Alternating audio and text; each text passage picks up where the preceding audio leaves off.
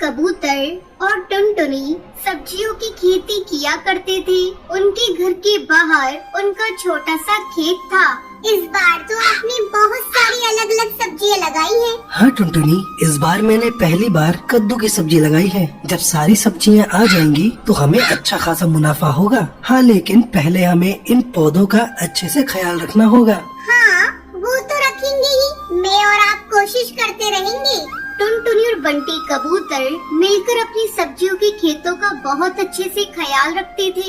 उनके खेत ही उन दोनों की कमाई का जरिया थे। धीरे धीरे उनके पौधों में सब्जियां लग गयी। ये देखकर वो दोनों बेहद खुश थे। लेकिन एक दिन टुनटुनी ने देखा कि घर का सारा राशन खत्म होने की कगार पर है। अजी सुनते हो, सारा राशन खत्म होने वाला है। आज आखिरी बार खाना बनाऊंगी। अच्छा, कोई बात नहीं, कल कुछ सब्जियां तोड़कर बाजार में बेच दूंगा, ठीक है? उस रात टुनटुनी और बंटी कबूतर सो गए। तभी तेज बारिश शुरू हो गई। बारिश के साथ तेज आंधी भी शुरू हो जाती है। मौसम अपना कहर बरसा रहा था। तभी एक बिजली की आवाज सुनकर टुनटुनी की नींद खुल गई। उसने बरसात की आवाज सुनी और अपने पति को उठाने लगी। अजी उठिए, उठाने लगी। अजी उठिए, उठिए, बाहर आंधी तूफान आया है। क्या? हाँ, आवाज सुनिए। जब बंटी कबूतर डाल पर आकर देखता है, तब तक तेज आंधी से सारे पेड़ पौधे उखड़ चुके थे। टुनटुनी, सारे पौधे उखड़ चुके हैं। आप पहले अंदर आइए। बंटी कबूतर घर के अंदर आया और उसने दरवाजा बंद कर दिया।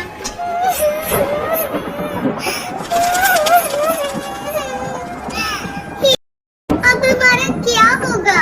घर में तो राशन भी नहीं है। अब हमें भूखा रहना होगा।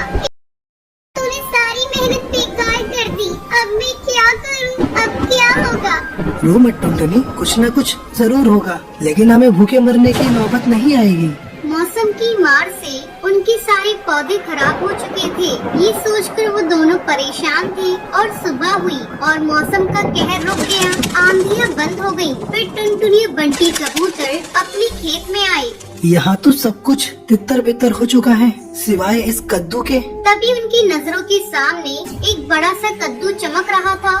मैं सोच रही हूँ, इसे बेचकर ज्यादा पैसे तो नहीं मिलेंगे। क्यों ना हम इसे घर में ही रखें? कम से कम इसकी सब्जी बनाकर कुछ रोज हम दोनों का पेट तो भर सकता है। हाँ, तुम सही कह रही हो टुनटुनी, चलो इसे अंदर ले चलते हैं। बंटी कबूतर ने उस बड़े से कद्दू को उठा लिया और दोनों घर के अंदर चले गए। बंटी कबूतर ने कद्दू को रसोई में रख दिया। मुझे चाकू देना टुनटुनी। टुनटुनी ने बंटी कबूतर को चाकू दिया और जैसे ही बंटी कबूतर ने उस बड़े से कद्दू को चीरा तो उसमें से चिड़िया के बच्चे की रोने की आवाज आने लगी। ये क्या? आप आराम से चीरिए। बंटी कबूतर ने आराम से कद्दू को चीरा तो उसके अंदर उन्हें एक छोटी सी चिड़िया की बच्ची दिखी। है? ऊपर वाले कद्दू में ये बच्ची कैसे आ गई? ये कुदरत का करिश्मा है। हाँ, लगता है इसे भूख लगी है। इसके लिए थोड़ा दूध ले आऊं, पर घर में तो दूध भी नहीं है। एक काम करती हूँ, पड़ोस की से ले आती हूँ, जब तक आप इसे संभालिए। टुनटुनी दूध लेने पड़ोसन के घर चली गई और यहाँ बंटी कबूतर चिड़िया के बच्चे को देखने लगा। भला कद्दू के अंदर के चिड़िया का बच्चा कैसे आ गया? लगता है ये कोई मामूली चिड़िया नहीं है, जरूर एक करिश्माई है।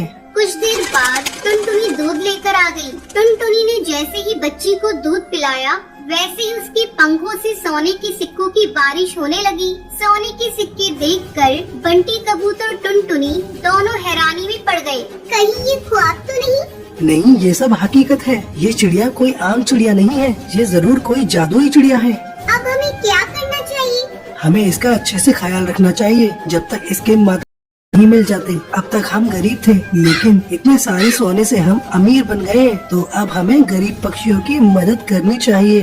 आप बिल्कुल सही कह रहे हैं। गरीबी की तकलीफ क्या है वो हमें ही पता है। टुनटुनी और बंटी कबूतर ने उस चिड़िया का बहुत अच्छे से ख्याल रखा और सोना बेचकर मिले हुए पैसों से दोनों ने गरीब पक्षियों की मदद करना शुरू कर दिया। वो दोनों रोज जंगल के गरीब पक्षियों को खाना बांटा करते थे।